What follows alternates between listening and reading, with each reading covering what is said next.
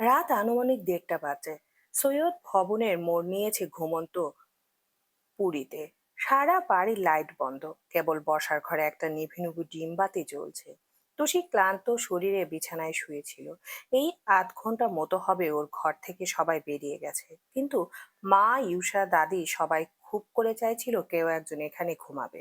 টুসি রাখলো না, অনেক জোরাজুরি করে যার যার ঘরে পাঠিয়ে দিল তাকে। আজকের রাতটা যে ওর কাছে খুব একা থাকা দরকার, একটু মন ভরে বুক ভিজিয়ে কাঁদা দরকার। দরকার ওর বিধ্বস্ত মনে একটু জোর আনা। প্রতিটা রাতের মতো ওর নীরব হাহাকার গুলো শুধু মিশিয়ে দেওয়া বালিশে। এসবে তুষি আর কাউকে সাক্ষী রাখতে পারে না, কাউকে না।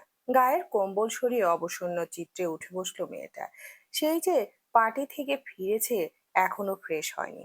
মা কত বললেন, নিজে পাল্টে দিতে চাইলেন, তাও জেদ ধরে ড্রেসটা অবধি খুলেনি। বলেছে নিজে পাল্টে নেবে, অথচ এখন গায়েই শুকিয়ে গেল।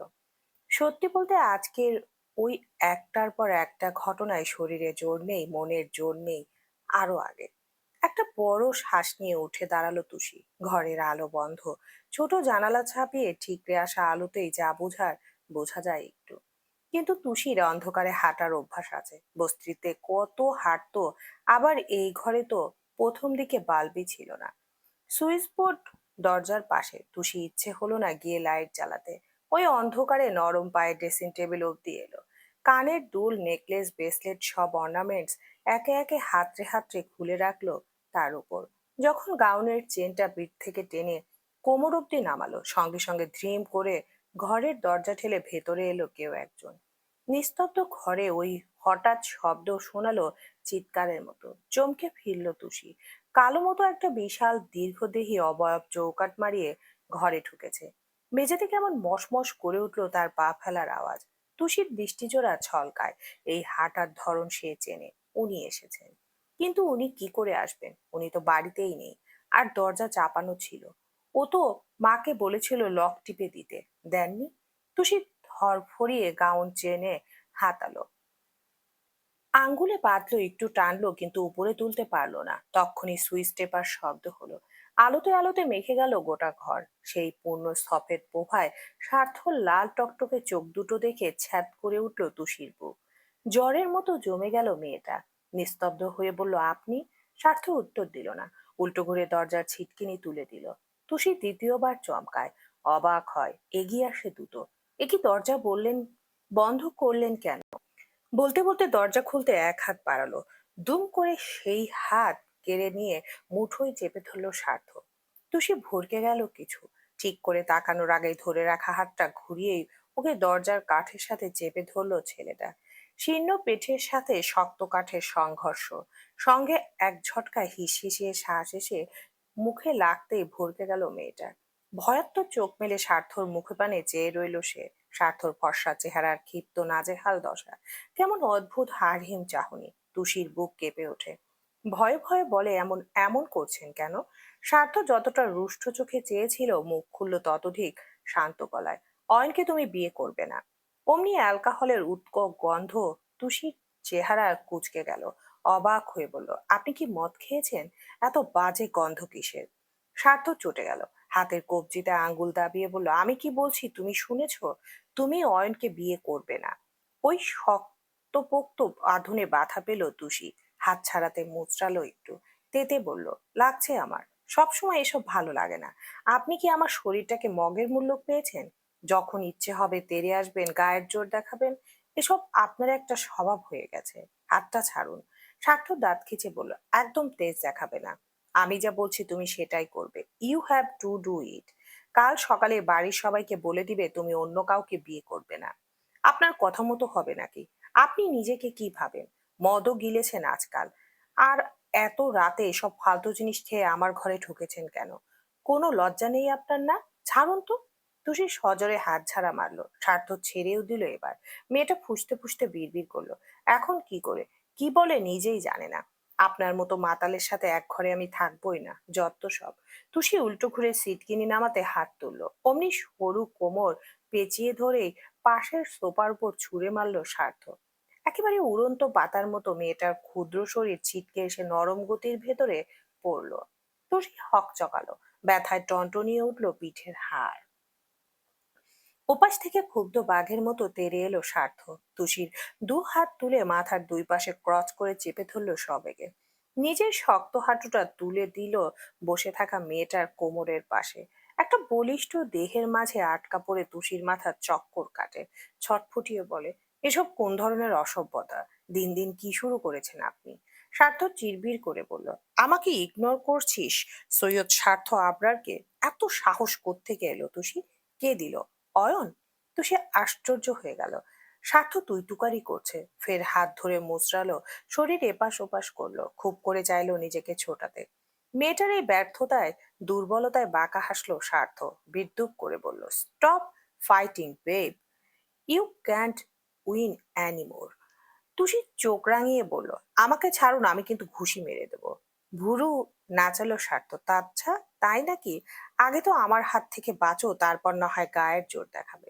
বলার সাথে সাথে আরো দৃঢ়ভাবে হাত দুটো ধরে রাখলো সে।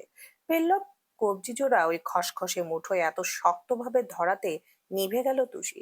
ব্যথায় কুচকে এলো চেহারা, কণ্ঠ মিলিয়ে বলল, এমন কেন করছেন? ব্যথা পাচ্ছি আমি। তাহলে বলো, তুমি অয়নকে বিয়ে করবে না? কেন করব না?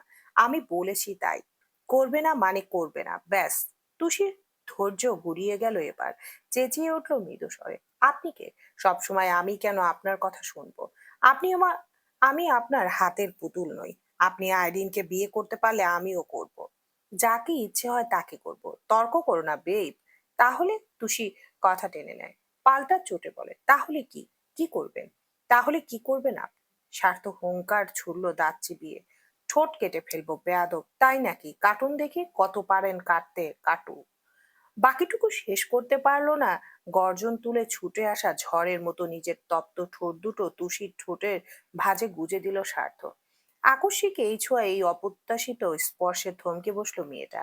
এক লহমায় পৃথিবী শুদ্ধ বদলে গেল তার। দৃঢ় চাহনি থামলো, রুদ্ধ চাহনি থামলো। থামলো তার ছটপটিয়ে ছাড়তে যাওয়ার হাত। উল্টে শ্বাস প্রশ্বাস শূন্যের মতো জট পাকিয়ে ঘুরলো গলার কাছে। পরপর হারালো, খেয়ে ফিরল।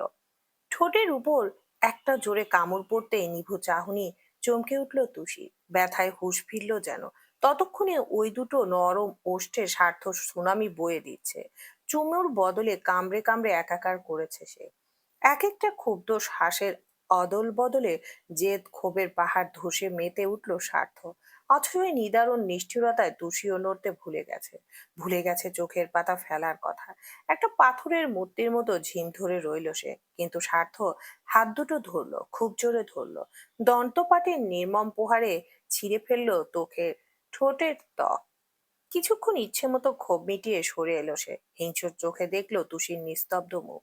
মেয়েটা হা করে চেয়ে আছে তখনও। স্বার্থ তাকালো ওর ঠোঁটের দিকে। দু জায়গায় কেটে রক্ত বেরিয়ে এসেছে। এক জায়গায় কালো হয়ে ফুলেছে একটু। স্বার্থর দৃষ্টিতে পৈশাচিক দম্ভ নিয়ে বলল, বলেছিলাম কাটবো, কেটেছি। তুষির সংবৃত ফিরল না। জবাবে নিশ্চুপ ফ্যাল ফ্যাল করে চেয়ে রইল সে। এই যে ঠোঁটের জ্বলুনি, হাত পায়ের বিবশ ভাব, এসবের ভুরুক্ষে পাদও নেই। মানুষটাকে চুমু খেয়েছে, ছুঁয়েছে এভাবে কেন? কেন ছুলো? উনি না ভালোবাসেন না? ওনার না অনুভূতি নেই? উনি না আইরিনকে বিয়ে করবেন? তাহলে ওর কাছে কি? মেয়েটার এই নির্নিমেষ চেয়ে থাকা দৃষ্টিতে স্বার্থ হুইয়ে গেল হঠাৎ। কুঁচকে থাকা কপালের নিচে গোটানো ভুরু টান টান হলো অমনি। দুজনের চোখাচোখির দূরত্ব মাত্র এক আঙ্গুল। একে অন্যের চোখা নাকের সাথে বোঝাপড়া বাড়ছে। নিঃশ্বাসে ঠোকাঠুকি হচ্ছে বারে বারে। প্রথমবার দুজনে এই মাত্রা অতিরিক্ত ঘনিষ্ঠতায় টুসির চোখের কাজল থেকে ঠোঁটের লিপস্টিক অব্দি খুঁটে খুঁটে দেখলো স্বার্থ। মেয়েটার তিরতির করা পদ্মকুড়ির ন্যায় অধর তার মাতাল মনের নেশা বাড়িয়ে দিল আরো। ঝুপ করে সব রাগ পড়ে গেল। কামুক এক চিহ্ন নেমে এলো চোখে। আচমকা মাথার উপর চেপে রাখা তুষির হাত দুটো ছেড়ে দিল স্বার্থ।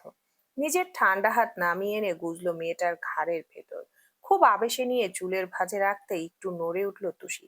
হতভম্ব চোখের দৃষ্টি বদলালো, নিরেট হলো। স্বার্থ যেই ঠোঁটে গেবো, চট করে নিজের ঠোঁট সরিয়ে নিল সে। ছেলেটা ফের রেগে গেল তাতে। দাঁত মুখ খিচে এক হাত দিয়ে তুষির থুতনি চেপে ধরে নিজের দিকে ফেরালো। তারপর বেসামাল ঢেউয়ের গতিতে আরেকবার নিজের নিটল ওষ্ঠ মিলিয়ে দিল তুষির পুরন্ত ঠোঁটে। এক ফালি অনুভূতিতে তুষির পায়ের তলা শুদ্ধ শিরশির করে উঠল। একটু আগে বিস্ময়ে জমে রইলেও এবার আর তা হলো না, বরং নিজেকে ছাড়ানোর আশায় প্রচন্ড গতিতে ছটফটিয়ে উঠল সে। চাইলো না স্বার্থের ছোঁয়া, দুহাত দিয়ে জোরসে ঠেললো ওর শরীরটা। এই চমৎকার মুহূর্তে স্বার্থ বিরক্ত হতে চাইলো না। বুকের উপর থেকে ফের হাত দুটো নিয়ে তুষির মাথার উপর ক্রস করে বেঁধে রাখলো সে। আরেক হাতে শক্ত করে ধরলো তুষির কাঁধের চুল। মেয়েটার ছোট ছোটা তো দূর, এক ফোঁটা নড়চড় অব্দি দুষ্কর হয়ে পড়ল। পেটানো শরীরের নিচে থরথরিয়ে পড়ে থাকাতে আটকে এলো দম। স্বার্থর চুমুতে এবার হিংস্রতা নেই, ভীষণ গভীর তার ছোঁয়া। এত জোরালো সেই রেশ রীতিতে রীতিমতো চুমু দিতে দিতে মেয়েটাকে আধশোয়া থেকে সোফার উপর পুরোপুরি শুইয়ে ফেললো সে। সম্পূর্ণ দৈহিক ভার ছেড়ে দিল তুষির ওইটুকু শরীরের মাঝে। তুষি ছাড়াতে চাইলো বাঁচতে, কিন্তু একটা জিম করা ট্রেনিং আর রোদে ঝলসে যাওয়া কর্মঠ শরীরের সাথে কুলাতে পারলো না। তার 2 বছরের কুস্তির অভিজ্ঞতা অব্দি কাজে দিল না আজ। বরং চুলের ভাঁজে থাকা স্বার্থের হাতটা হুট করে নেমে এলো কাঁধে। একটানে ঘাট থেকে গাউন নামিয়ে ফেললো। উত্তাল সুনামির মতো ঠোঁট গুজে দিল গলায়। তুষির চোখ খিচে ফেললো গলায় পড়া এক একটি দাঁতের প্রহারে। যেন ঝোঁকের মতো বসে গেছে স্বার্থ। ঘাট থেকে গাউনের মাথা সরাতে সরাতে যখন বুক অব্দি নামলো, নিজের সবটুকু শক্তি দিয়ে মেয়েটা ধাক্কা মারলো জোরে। বিধিবাম, এবারেও ব্যর্থ সে। এক চুলো নড়েনি মানুষটা। তুষি অসহায় পড়লো এবার। ঢের বুঝলো এই লোক নিজের মাঝে নেই। মদ খেয়ে নেশার তোরে ছুটছে ওকে। না হলে হুঁশে থাকলে ওর কাছেও তো ঘিসতো না। তুষি হাঁপানি রোগের মতো দ্রুত শ্বাস টানতে টানতে বলল, ছাড়ুন ছাড়ুন আমায়। আমি কিন্তু চেঁচাবো। স্বার্থ ঘাড়ের ভাঁজ থেকে ঠোঁট দুটো তুললো। উত্তরের বদলে ভীষণ শব্দ করে চুমু খেলো গালে। এই অচেনা হাবভাবে বিমূঢ় হয়ে রয়ে পড়লো তুষি। একচোট ভূমিকম্পে কেঁপে উঠল শরীরটা। পরপরে হাত পা চালালো ছোটার তাগিদে। কপাট রাগ নিয়ে বলল, আপনি আমাকে ছাড়বেন না? না, আমি।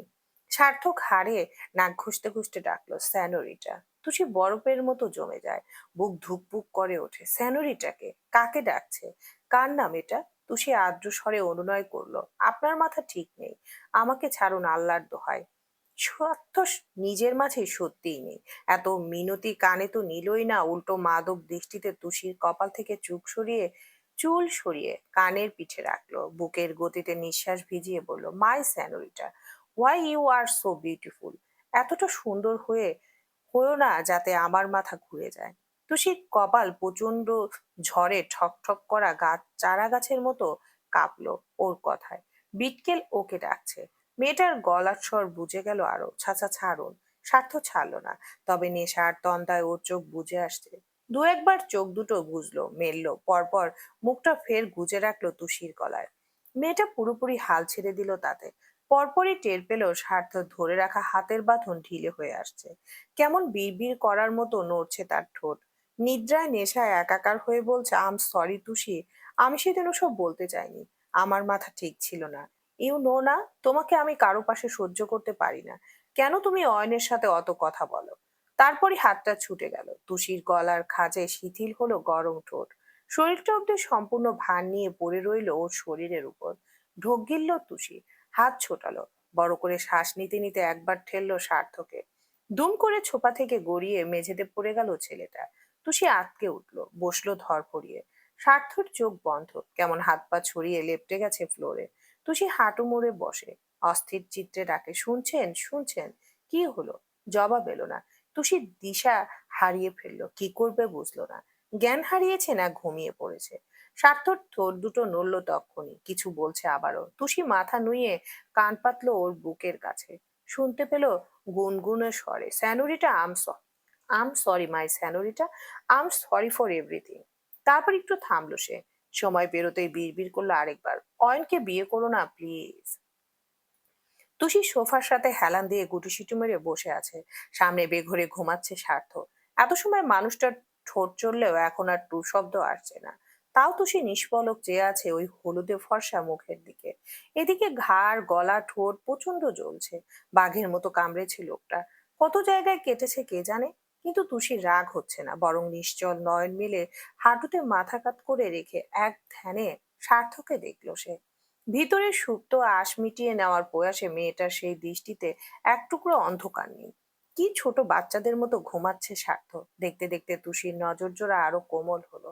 একটু আগে ওসব উষ্ণ মুহূর্ত ভেবে পরপর ভীষণ লজ্জায় অস্বস্তিতে নুয়ে এলো ভেতরটা। সার্থর ঠোঁটের চারপাশ কিছু জায়গায় লিপস্টিক লেগে আছে। তুষি আস্তে আস্তে মাথা নুয়ে আরো এগুলো ওর কাছে। পেল্লো ভাতটা বাড়িয়ে মুছে দিল সার্থর মুখে লেগে থাকা ওই লাল লাল দাগ। কিন্তু এই কাছে আসায় যে কাল হলো তার। ক্ষণিকের দূরত্ব ভুলে বসলো সে। ভুলে বসলো পার্টিতে ওদের আলাদা হওয়ার সেই ঘোষণার কথা। বরং প্রখর ভালোবাসায় তুষির প্রেমিকা সুলভ হৃদয় টলমল করে ওঠে। বেহায়ার মতো ঠোঁট বাড়িয়ে স্বার্থের কপালে নিঃশব্দে এক চুমু খেলো সে। পরপর চুমু খেলো ওর বন্ধ চোখের পাতায়। নজর গেল সাদা শার্টের উপর হাতে চেয়ে থাকা স্বার্থের ফর্সা নগ্ন বুকে। পার্টিতে অনিচ্ছায় তুষির লেগে যাওয়া ঠোঁটের ছাপ এখনো লেগে আছে সেখানে। তুষি এইবার ইচ্ছে করেই ওই চিহ্নতে ফের চুমু খেলো। মাথায় হাত বুলিয়ে বুলিয়ে বলল, আপনাকে একটু মন ভরে ছুঁয়েছি, জানি ঠিক হয়নি, তাও ছুলাম। এরপর তো আর কখনো পারবো না। তুষি আক্ষেপের লম্বা শ্বাস ফেললো। আপনি ঠিকই অন্যর হয়ে গেলেন বিটকেল, অথচ আমি সারা জীবনের মতো শুধু আপনারই রয়ে গেলাম। আচ্ছা, কেন আমার হলেন না বলুন তো? একবার শুধু বলতেন আমার মাঝে আপনার কি কি ভালো লাগে না, কি কি পছন্দ না আপনার। আমি তো নিজেকে বদলাতে চেয়েছিলাম। আপনি একবার বললেই পা থেকে মাথা অব্দি পাল্টে ফেলতাম নিজেকে।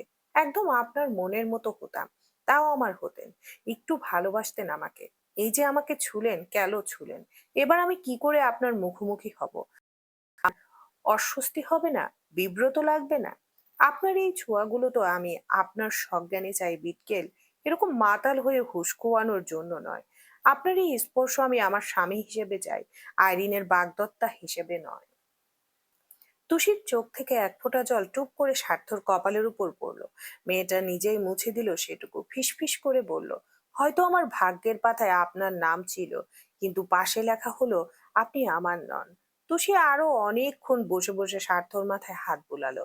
পরপর চোখ পড়ল তার হাত ঘড়িতে। এ বাবা, এত রাত! ওনাকে তো তুলতে হবে। এই ঠান্ডায় এমন ফ্লোরে পড়ে থাকলে জ্বর টর বাঁধবে না হলে। গায়ের কোটও এখনো অনেকটা ভেজা। কিন্তু এই পাহাড়ের মতো বিশাল শরীরটা নিয়ে ও একা কি করবে বুঝলো না। মাথায় এলো ঈর্ষার নাম। টুসি হুড়মুড় করে উঠে দরজা খুলতে গেলে থামলো হঠাৎ। ফের ছুটে এসে দাঁড়ালো ড্রেসিং টেবিলের সামনে। যা ভেবেছিল তাই। গলার একটা পাশ পুরো ঝাঁঝরা হয়ে গেছে। পুরোটা জুড়ে কেবল রক্ত জমাটের মতো ছোপ ছোপ দাগ। ঠোঁটের অবস্থা তো আরো খারাপ। টুসি তড়িঘড়ি করে জামা কাপড় নিয়ে ওয়াশরুমে ঢুকলো। গাউন ছেড়ে চুড়িদার পরলো। ওড়নাটা মাফলারের মতো প্যাঁচালো গোটা ঘাড়ে। এরপর হাতের কাছে যে লিপস্টিক পেল চওড়া আস্তরণে ঠোঁটে মাখলো সেটাই। কিন্তু ছোঁয়ানোর সময় মনে হচ্ছিল ব্যথায় সব অবশ হয়ে যাচ্ছে। সবশেষে ভালো করে নিজেকে দেখলো আয়নায়। না, ঠিক আছে এখন। তুষি হাঁপাতে হাঁপাতে ইউষার ঘরের সামনে এলো। ঝটপট করে ধাক্কা দিল দরজায়। বাড়ির সবাই ঘুমে কাঁদা থাকলেও তনিমার ঘরের আলো জ্বলছে। হয়তো ছেলের জন্য সজাগ এখনো। আর এই সময় ইউষাও জেগে থাকে, হয় পড়ছে নয় অয়নের সুখে কাঁদছে। হলোও তাই। দুটোকাতেই এসে দরজা খুললো মেয়েটা। ভেজা ফোলা ফোলা চোখগুলো চমকে উঠলো তুষিকে দেখে। অবাক হয়ে বলল, তুষি, কি হয়েছে তোমার? মনে মনে আঁতকে উঠলো তুষি। ঈর্ষা কিছু বুঝে ফেললো। ও দু একবার ঘাড়ের ওড়না টানলো। ঠোঁটটা হাত দিয়ে ঢাকতে ঢাকতে বলল, কই কিছু না তো। তুমি এই রাতের বেলা এমন ওভার ড্রপ করে লিপস্টিক পরেছো কেন, তাও এরকম ক্যাটকেটে লাল রঙের? দেখে মনে হচ্ছে কোত্থেকে রক্ত চুষে এসেছো। এই তুমি তুষিই তো, ভূত টুত না তো? অন্য সময় হলে তুষি হাসতে হাসতে গড়িয়ে যেত। কিন্তু আর চিন্তায় কিচ্ছু পারলো না। উল্টে কণ্ঠ চেপে বলল, ইউষা, একবার আমার রুমে আসবে প্লিজ? একা? কেন একা শুতে ইচ্ছে করছে না? তখন আমি কত করে বললাম একসাথে ঘুমাই, শুনলেই না। তাও ভালো, জামাটা অন্তত পাল্টেছ। যা ঘাটতেরা তুমি, অমন ভেজা জামা নিয়ে বিছানায় শুয়ে পড়েছিলে।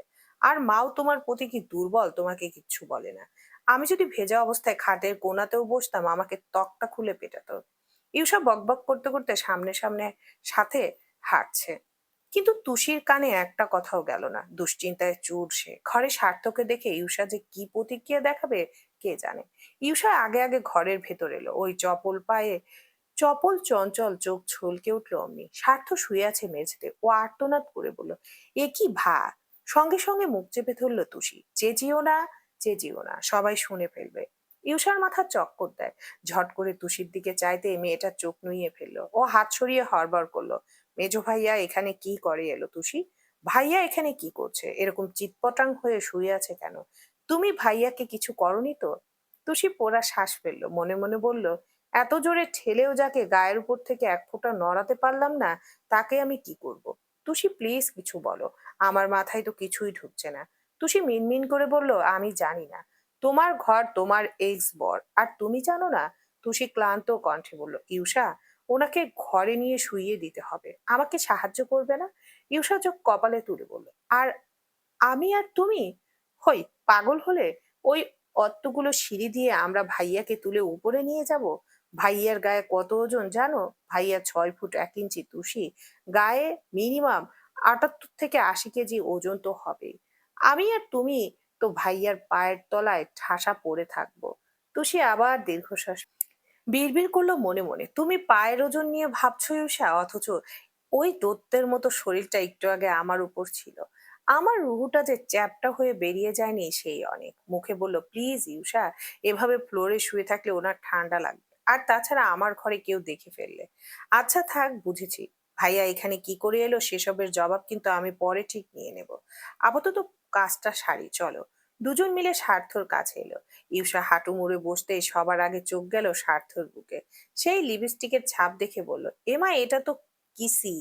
তুষি কথা কেড়ে নেয়, থাক না এসব, আগে ওনাকে তুলি, তারপর সব বলবো। ইউষা আর কথা বাড়ালো না। স্বার্থর এক বাহু টেনে উঠাতে গিয়ে দম বেরিয়ে গেল ওর।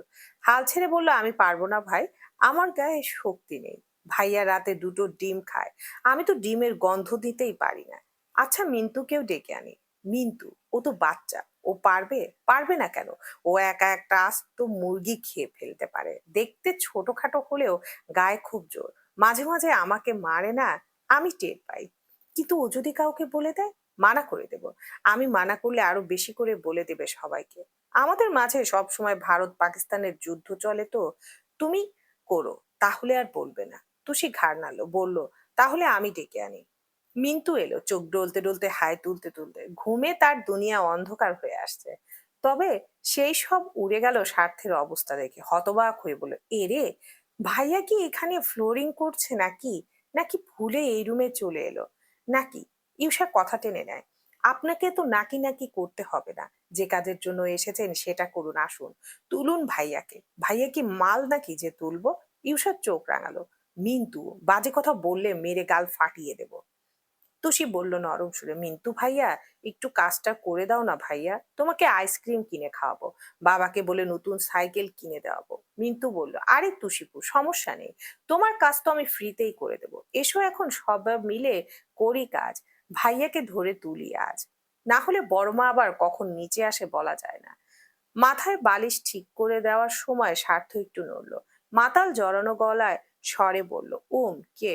ইউসব ভরকে বলল, ভাইয়া আমি ইউষা। ও, হাই ইউষা। ইউষা বোকা বনে গেল, পেছন ফিরে বলল, এই তুষি, ভাইয়া তো ড্রাঙ্ক মনে হচ্ছে, কি সর্বনাশ, ভাইয়া এসব খায় না কখনো। তুষি মুখটা ছোট করে রাখলো। মিন্টু বলল, প্লিজ তাড়াতাড়ি করো, আমার ঘুম পাচ্ছে।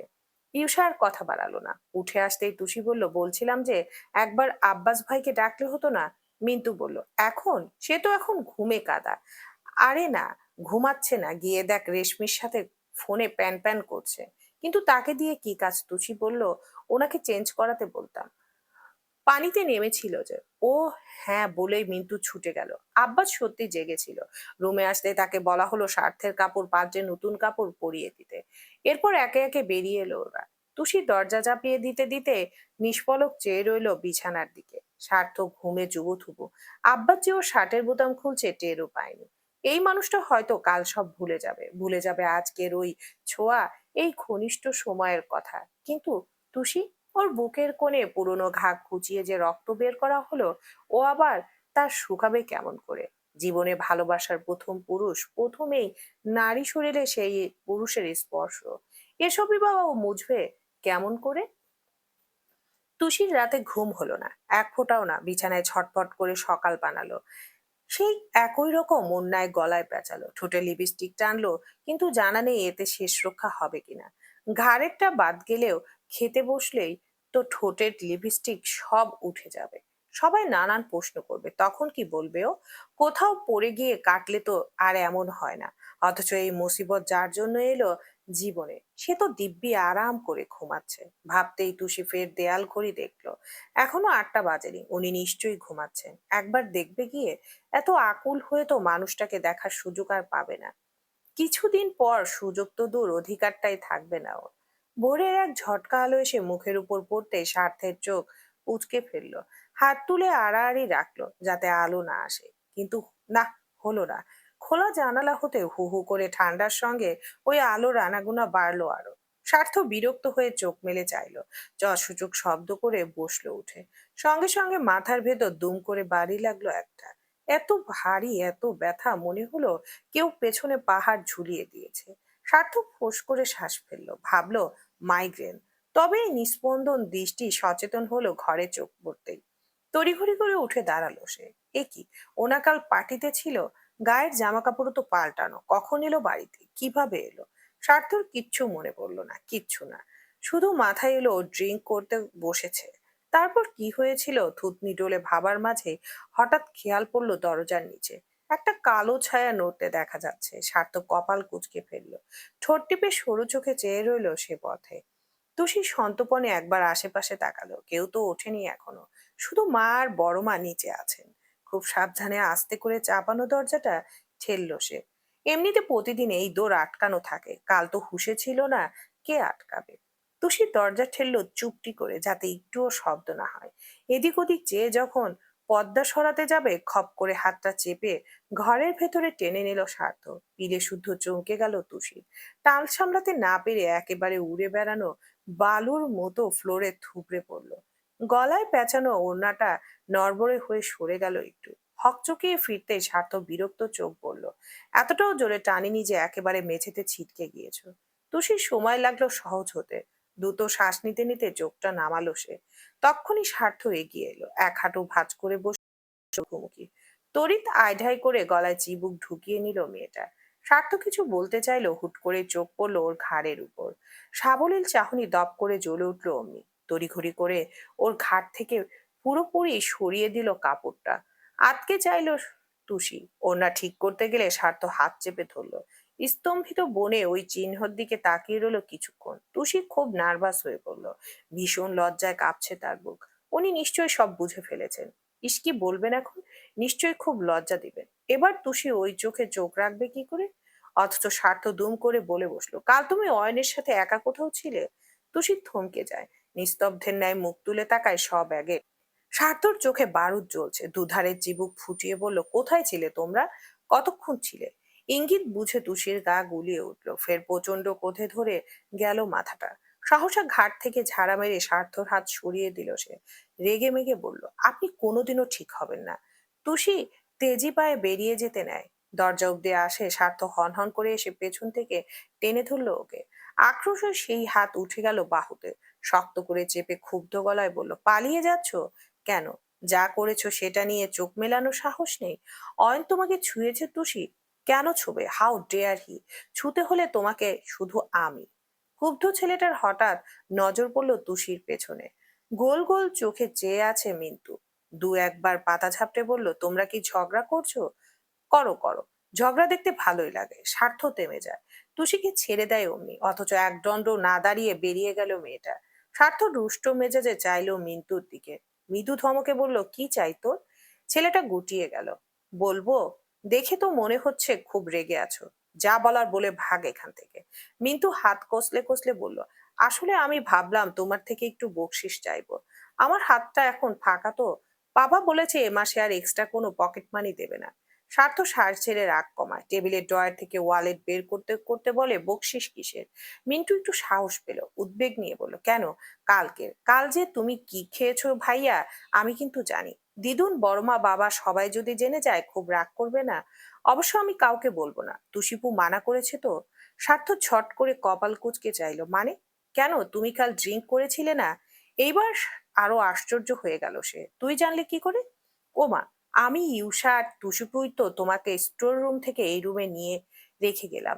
কি যে কষ্ট হয়েছিল ভাইয়া, তুমি কত ভারী। স্বার্থ 2 সেকেন্ড বোকা চোখে চেয়ে বলল, আমি কাল টুসির ঘরে ছিলাম? হ্যাঁ, একেবারে ফ্লোরে ঘুমিয়ে গেছিলে। ভুল করে চলে গেছিলে, তাই না ভাইয়া? নিজের ঘর ভেবে। স্বার্থর মাথায় বাজ পড়ল। দুয়ে দুয়ে ৪ মিলিয়ে ভেতরটা অনুতাপে হাহুতাশ করে উঠল এবার। চোখ খিচে সূচক শব্দ করে বলল, শিট, শিট, শিট। মিন্টু ভ্যাবাচাকা খেয়ে গেল। কি হলো ভাইয়া? স্বার্থ জবাব দেয় না। মিন্টুকে রেখে ঝড়ের বেগে বাইরে ছুটে আসে। সিঁড়ি থেকে নামতেই তনিমার সামনে পড়লেই বলতে গেলেন, স্বার্থ তুই কাল আইরিনকে পানি। ছেলেটা ব্যস্ত স্বরে বলে দিল, পরে কথা বলবো মা। তার ওই শশকের মতো বেগ স্টোর রুমের সামনে এসে থামলো। ভেতর থেকে রেহনুমার কথার আওয়াজ আসছে। খুব রেগে রেগে বলছেন, এটা কেমন ফাজলামো তুষি? কেন যাবি না তুই? ছেলেটা কত আশা করলো একটু ঘুরবে তোকে নিয়ে। এই সকালবেলা কিসের ঘোরাঘুরি মা? ও মা, অত দূর রাস্তা, আবার উত্তরায় যা জাম। আস যেতে আসতেও তো সময় লাগবে। নাস্তাটা করে বেরিয়ে গেলে কি এমন হয় তোর? বাড়িতে বসে বসে করবিই বাকি। আমার ভালো লাগছে না। তুষি, এখন আর এসব বললে হবে না। বিয়ে ঠিক হয়ে গেছে। ছেলেটা চাইতেই পারে তার হবু স্ত্রী নিয়ে একটু আধটু ঘুরে বেড়াবে। এসব ভালো লাগা না লাগা বিয়েতে মত দেওয়ার আগে ভাবিসনি কেন? এই জামা রইলেও পরে তৈরি হ, আমি যেন আর কোনো মানা না শুনি। কাল থেকে অনেক জেদ করেছো। কিন্তু সব সময় কিন্তু প্রশ্রয় দেওয়া যায় দেব না। একদম বাড়িতে অশান্তি তৈরি করবে না, ভাইজান খুব কষ্ট পাবেন। স্বার্থর পায়ের রক্ত মাথায় উঠে গেল। নির্ঘাত অয়নের সাথে বের হবার কথা বলছে। ও ফিরে এলো, তবে নিজের রুমে গেল না। অয়নের ঘরের সামনে দাঁড়িয়ে একটু পর্দা সরিয়ে দেখলো ভেতরে। অয়ন রেডি হচ্ছে, শার্টে পারফিউম মেখেছে, ঘড়ি পড়েছে হাতে। স্বার্থ সরে আসে, ঠোঁট কামড়ায়, ঘাট ডলে ডলে ভাবে কিছু একটা। মিন্তু তক্ষুনি এসে দাঁড়ালো সামনে। মন খারাপ করে বলল, ভাইয়া দেবে না? স্বার্থর গোছানো ভুরু ছড়িয়ে গেল অমনি। এক পল চারপাশে দেখলো সাবধানী চোখে, কণ্ঠ নামিয়ে বলল, দেব। আগে আমার একটা কাজ করে দে। পাক্কা ২,০০০ টাকা পাবি। ইউসার এখনো ঘুম ভাঙেনি। সে জানেও না হুট করে অয়নের ইচ্ছে হলো তুষিকে নিয়ে ঢাকা শহর চক্কর দেয়ার। মায়ের কথায় তুষি তৈরি হলো। একটা সাদা চুড়িদার পরলো, ওড়না পেঁচালো গলায়, চুলগুলো পনিটেল করে আটকে ফেলে রাখলো সেই দাগ থাকা কাঁধের পাশটায়। ঠোঁট ভর্তি করলো লিপস্টিক দিয়ে। তবে গো ধরেছে নাস্তা করবে না। রেহনুনাও কিছু বললেন না এ নিয়ে। বাইরে যাচ্ছে, সেখানেই খাবে না হয়। অয়ন রেডি সেডি হয়ে সোফায় বসেছিল। মেয়েটা গোমরা মুখে হাজির হতে উঠে দাঁড়ালো সে। মুগ্ধ চোখে বলল, মাশাআল্লাহ, এভাবে চুল বাঁধলে তো তোমায় ভীষণ সুন্দর লাগে।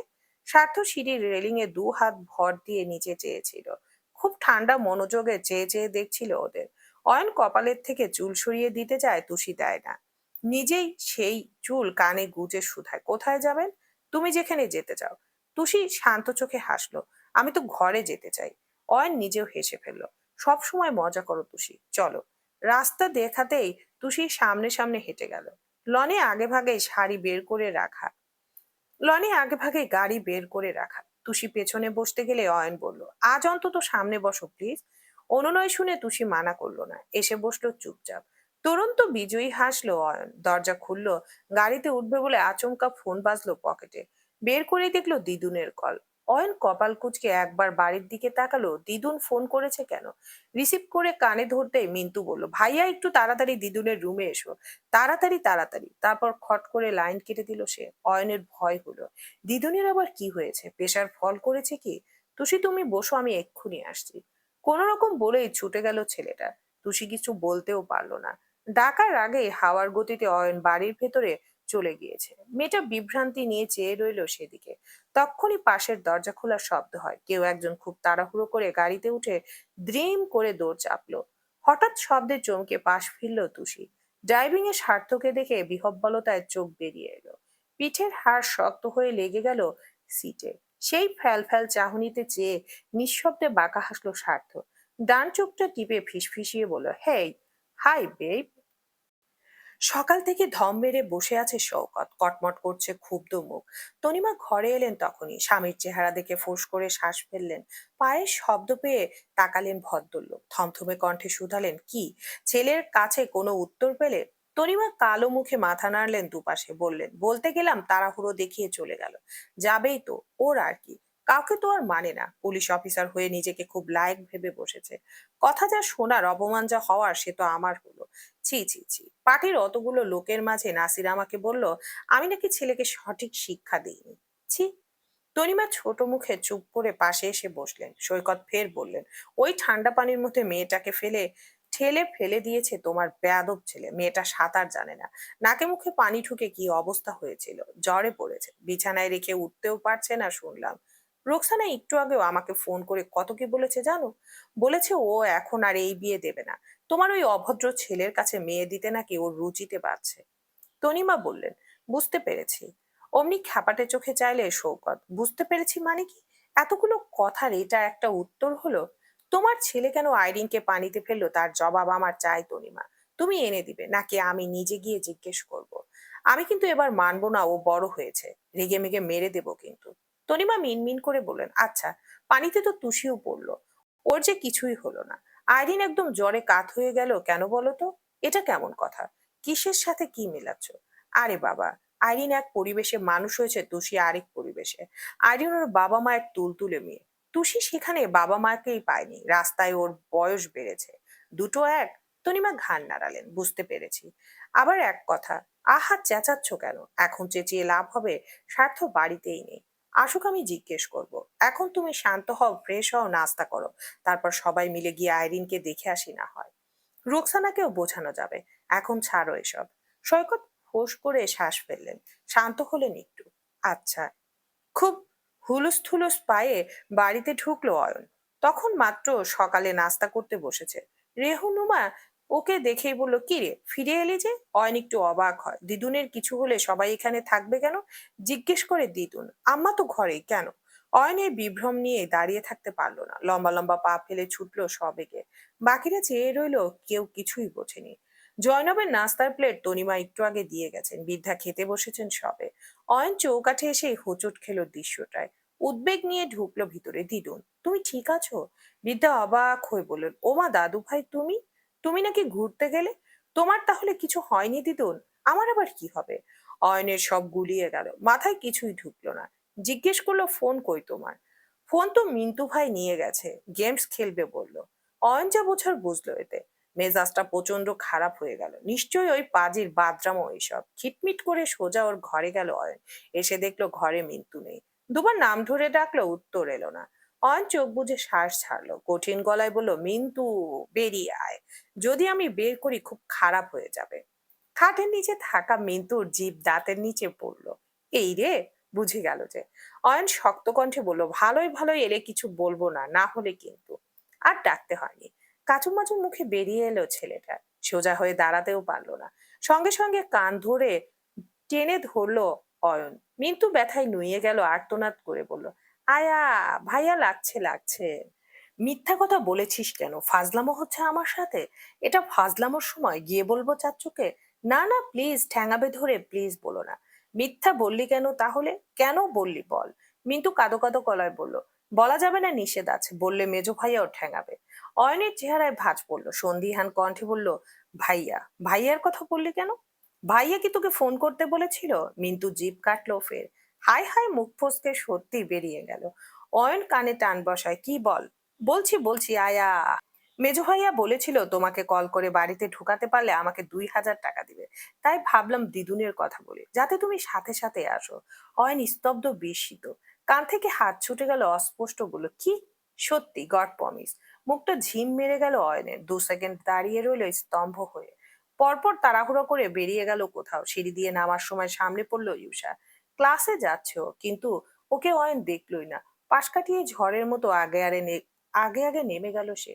বসার ঘর থেকে মা, ছোট মা ডাকলেন দুবার, থামেনিও। হন্তদন্ত পায়ে সোজা লনে এসে দাঁড়ালো। গাড়ি নেই দেখে ধক করে নড়ে উঠলো বুক। গেট খোলা, আর তুষিও নেই। অয়ন হনহন করে দারোয়ানের কাছে গিয়ে দাঁড়ালো। সহসা টুল রেখে উঠে দাঁড়ালেন তিনি। গাড়ি কোথায়? কোনটা? সাদাটা? ওটা তো স্বার্থ বাবা নিয়ে গেলেন। সাথে তুষি ছিল, জি। অয়ন চট করে চোখ বুজে ফেললো। দুপাশ থেকে চোয়ালের হাড় ভেসে উঠলো অমনি। পরপর দুম করে ক্ষুব্ধ পায়ে একটা লাথি মারলো গেটের পাঁচিলে। আটকে উঠলেন দারোয়ান, চোখ চিটকে বেরিয়ে এলো যখন দেয়ালের গা থেকে এক টুকরো সিমেন্ট খসে পড়তে দেখলেন নিচে। হতবাক হয়ে অয়নের ক্রুদ্ধ মুখপানে চাইলেন ফের। হাত মুঠো করে দাঁড়িয়ে অয়ন। দু চোখ দুটো রক্তিম। এই ছেলেকে তো কোনোদিন এত রেগে যেতে দেখলেন না। আজ কেন তবে? গাড়ির গতি হিসহিসে। ডানে বামে না যে সোজা চালাচ্ছে স্বার্থ। চোখের পলকে বাড়ির সীমানা ছাড়িয়ে গেল সে। পরপর আর চোখে তুষির দিকে চাইলো। মেয়েটা তখন ওই নিস্তব্ধ হয়ে বসে, মুখে কথা নেই, চোখে নরণ নেই। কি অদ্ভুত! ওকে দেখে এত অবাক হলো যে নড়তেই ভুলে গেছে। স্বার্থ গালের ভিতর জিভ ঠেলে হাসলো। দু আঙ্গুল বাড়িয়ে তুষির আলগা হওয়া আলাদা হওয়া ঠোঁট জোড়া মিশিয়ে বুঝে দিল হঠাৎ। অমনি নড়ে উঠলো মেয়েটা, যেন ফিরল তার ধ্যান। আবার ধরফর করে চোখ দুটো ঝাপটালো। জিজ্ঞেস করলো ফ্যাল ফ্যাল করে, আমি কি ঘুমোচ্ছি না জেগে আছি? স্বার্থ ভুরু নাচালো। বিশ্বাস হচ্ছে না। তুষি উঠছে কল্পনায়। স্বার্থ কেন এখানে আসবে? এভাবে ওর সাথে যাবেটা কোথায়? তক্ষুনি স্বার্থ এক আশ্চর্য কাণ্ড ঘটালো। তুষির কোলে রাখা হাতটা নিয়ে চেপে ধরলো হাতে।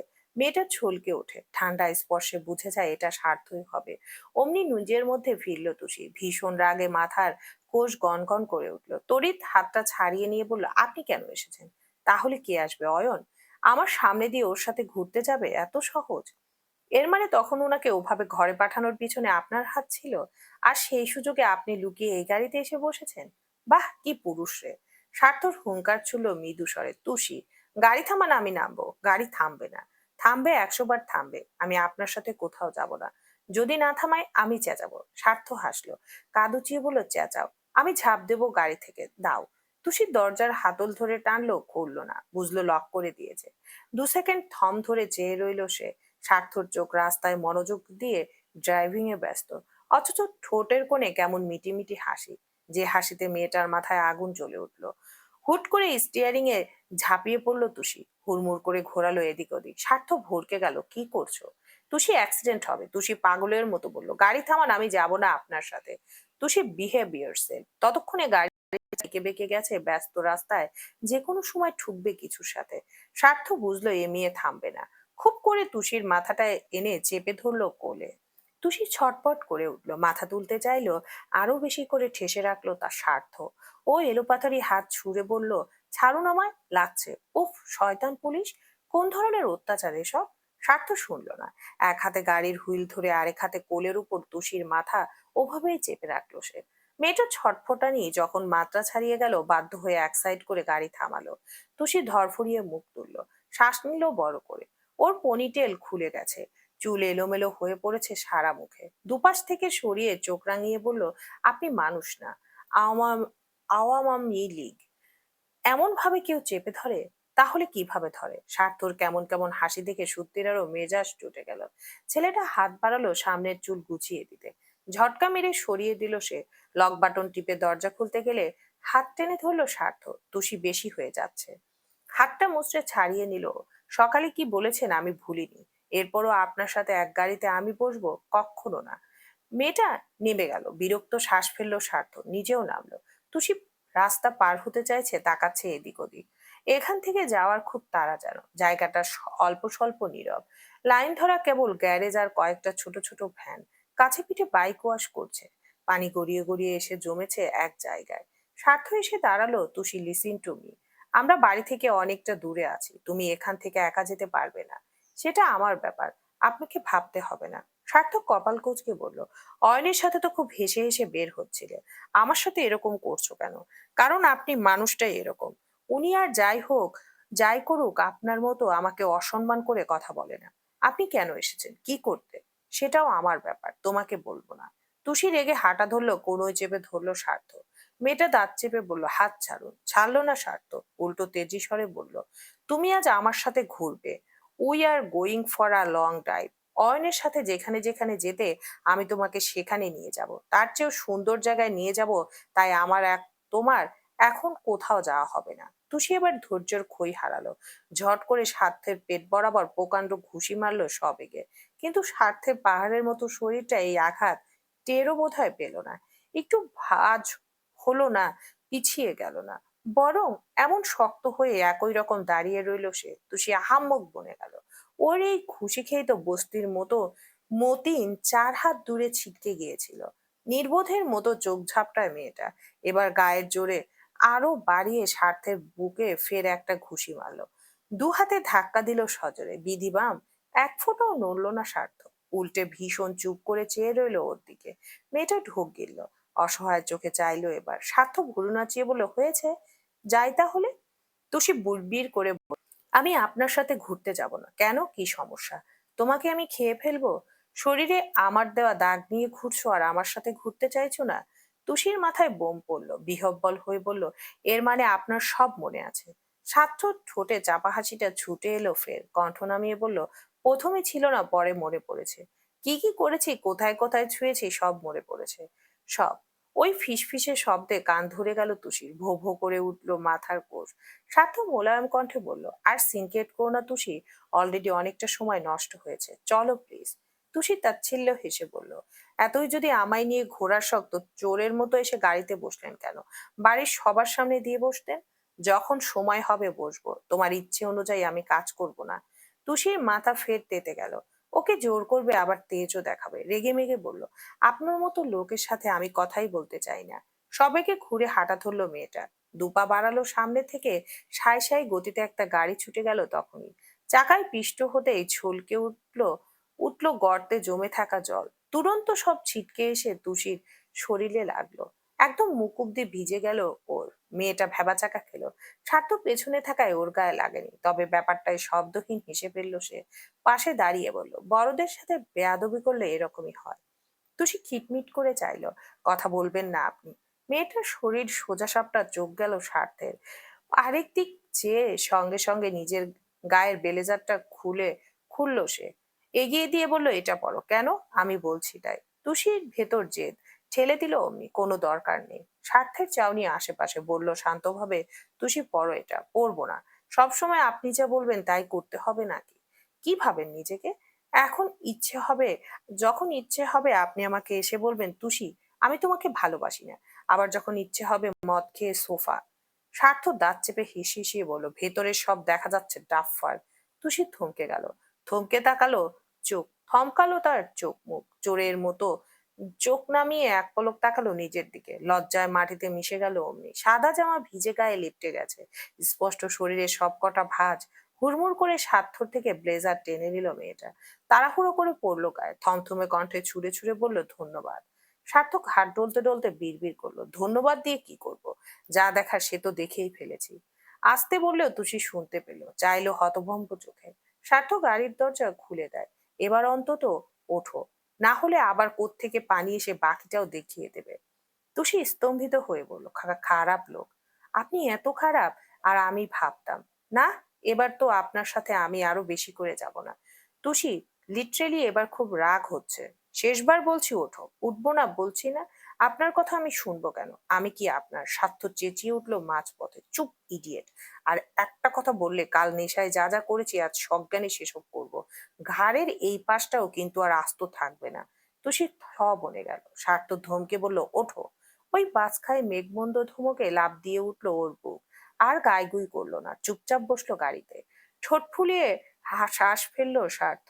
একটা যুদ্ধ করলো বোধহয়। এই চোরের এত জেদ! দরজা আটকে নিজেও ঘুরে গিয়ে সিটে বসলো। ওর পকেটের ফোন সেই থেকে ভাইব্রেট হচ্ছে। স্বার্থ জানে কে কে কল করবে এখন। হয় অয়ন, নয় বাড়ি থেকে আর না হয় শরীফের কল। গত দুটো দিন স্বার্থ থানায় যায়নি, আজকেও যাবে না। আজ তো মেয়রের আসার কথা ছিল, সেই জন্যই কি। গাড়ির ইঞ্জিন চালু হলো ফের, চলতে চলতে আর চোখে এক পল টুসিকে দেখলো সে।